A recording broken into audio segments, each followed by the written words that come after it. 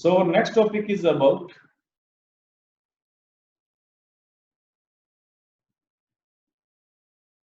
Reset 2BR1. Its full form is the Radar Imaging Satellite.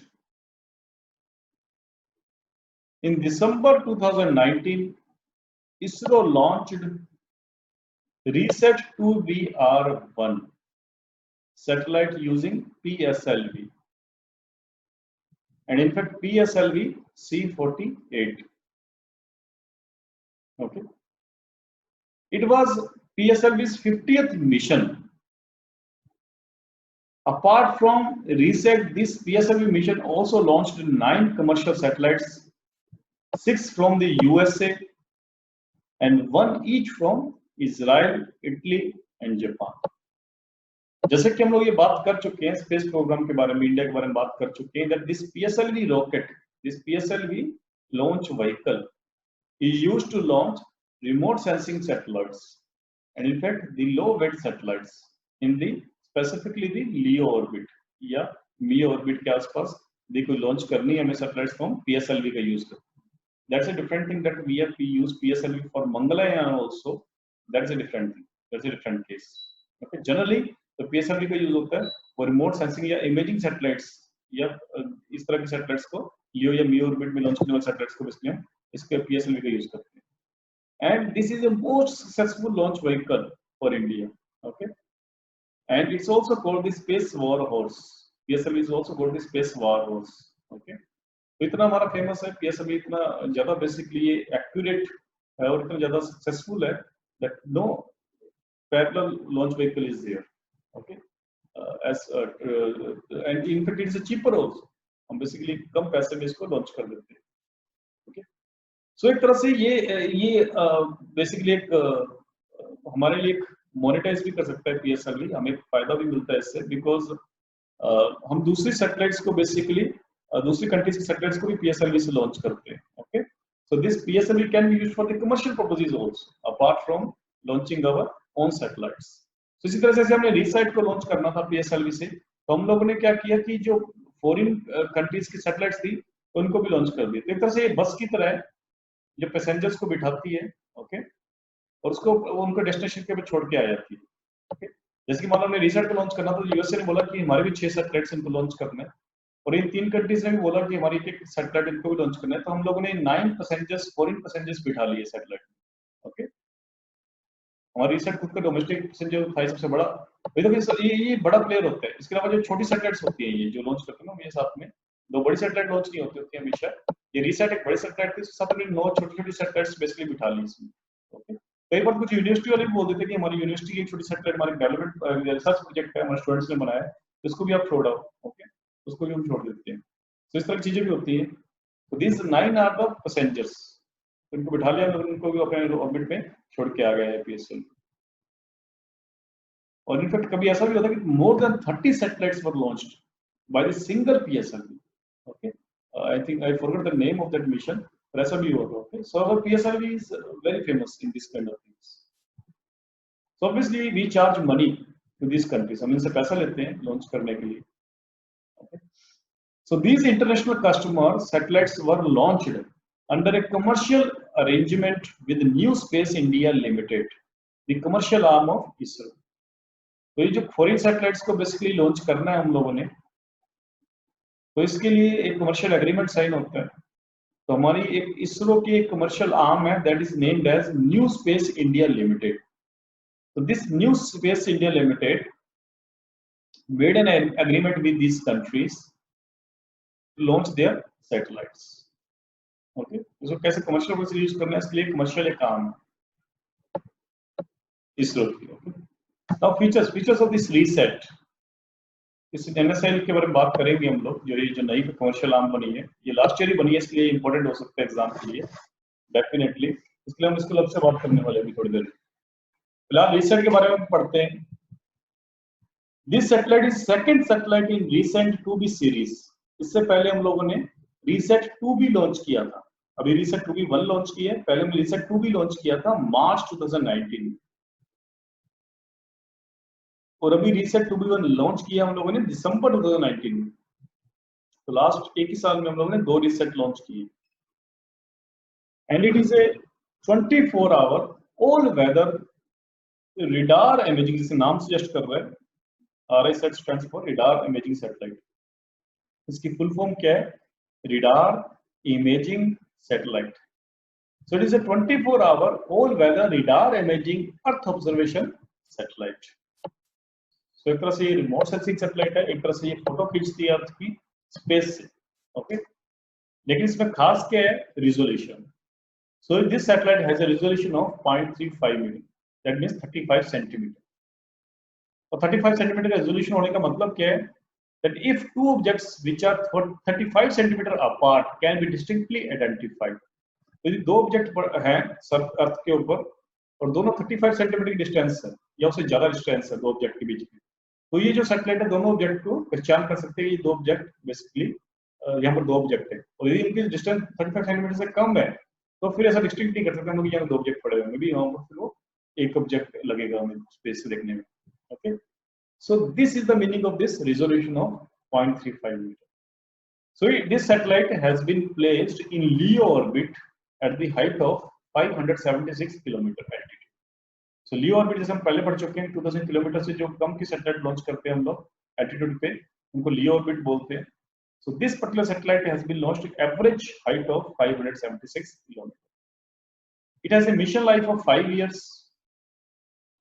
It is equipped with X-band synthetic aperture radar. Okay. Now let's see what is the significance of this RISAT 2B1.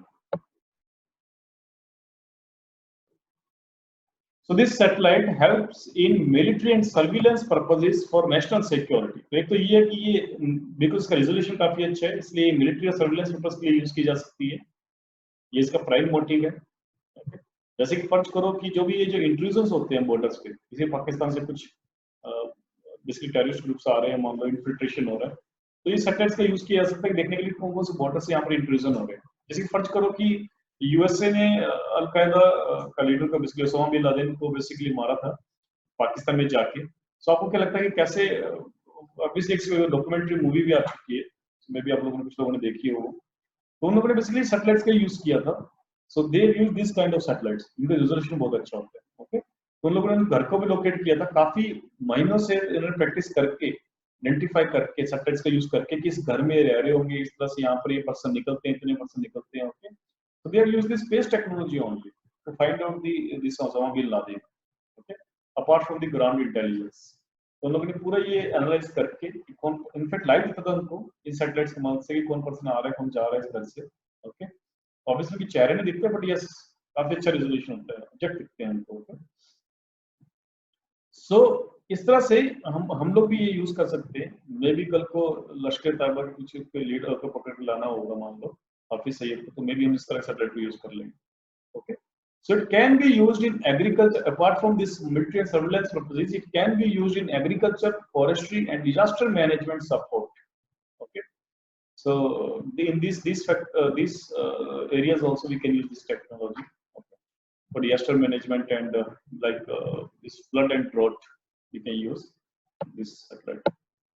So it will further strengthen India's position as a global destination for launching small satellite using PSLV. So ना केवल इस, जैसे हमने पढ़ा था अभी, ना केवल हमने हमारी सैटेलाइट खुद की रीसेट लॉन्च की है, बट हमने 9 कमर्शियल सैटेलाइट्स भी लॉन्च किए हैं, ओके, फॉरेन कंट्रीज। इसीलिए अगेन PSLV प्रूव हुआ है as a global destination for launching small satellites.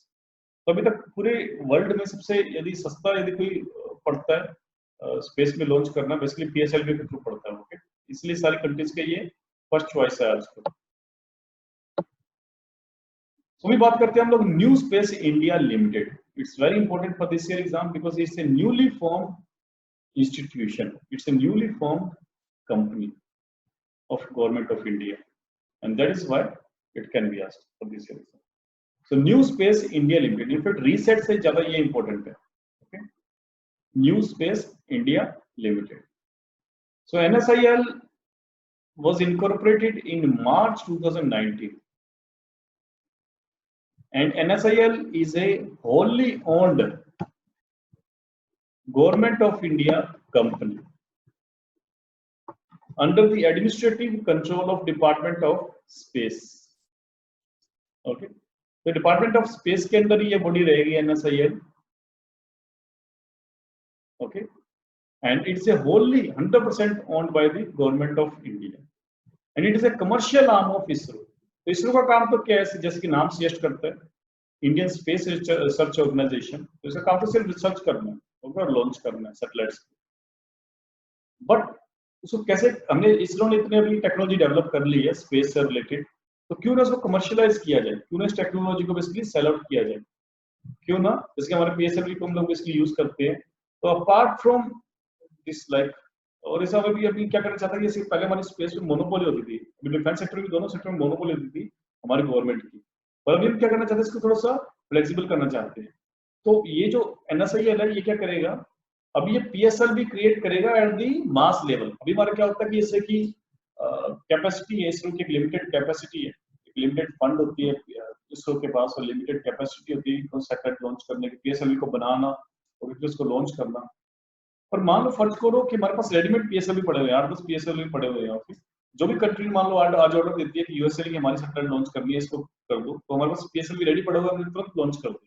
ऐसा अभी नहीं है. अभी केस में अभी तो ये होता है कि जो हमारा खुद का मिशन यदि लॉन्च हो रहा है, रीसेट लॉन्च हो रहा है, तो उसके साथ ही डाल दिया satellite.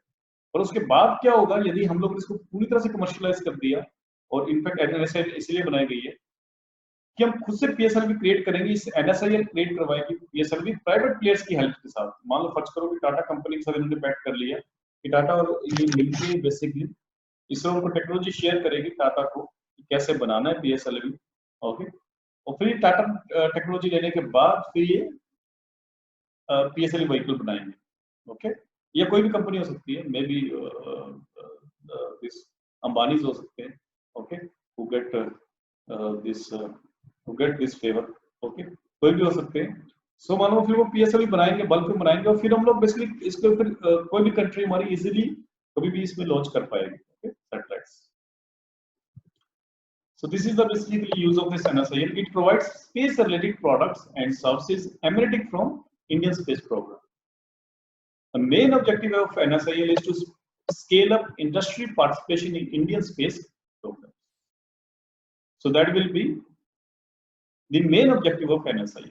And the headquarter of NSIL is in Bangalore. Maybe आप लोगों को पता हो कि इससे पहले एक और कमर्शियल आर्म थी इसरो की, अभी भी है डेफिनेटली, एंट्रिक्स. तो अभी हमारे पास दो कमर्शियल आर्म है इसरो की. One is Antrix and other is NSIL. And this Antrix was incorporated in 1992 and this NSIL was incorporated in March 2019. Okay, this Entrix was incorporated in 1992 and NSIL was incorporated in March 2019. तो ये recently एक commercial arm बनाई गई है. तो दोनों में फर्क क्या है, क्यों दो एक अलग से बॉडी बनाई गई जब एंट्रिक्स हमारे पास थी. Okay, and Antrix was made in mini Ratna company. इसको मिनी रत्ना कंपनी बना दिया गया था एंट्रिक्स को. और इसका काम सिर्फ इतना होता था कि to have foreign agreements to launch foreign satellites using ISRO rockets.